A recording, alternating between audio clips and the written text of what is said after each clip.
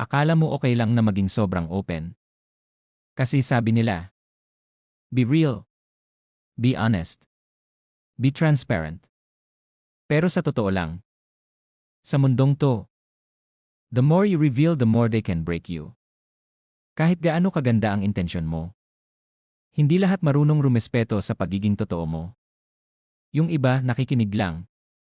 Hindi dahil concern sila, kundi para alamin kung saan ka mahina. Sinabi mong takot kang maiwan. Sila pa ang unang lalayo. Sinabi mong mababaw ang luha mo. Sila rin ang unang magpapaiyak sa'yo. Habang mas nagiging open ka, mas nagiging madali kang baliwalain, lokohin at kontrolin. At hindi mo agad napapansin. Unti-unti ka na palang nababasag. Hindi dahil mahina ka, kundi dahil nagtiwala ka sa maling tao. Huwag mong sarhan ang puso mo sa lahat.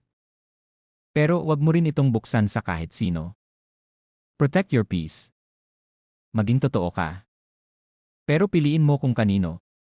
Kasi minsan, ang katapatan mo, nagiging sandata ng taong balak kang sirain.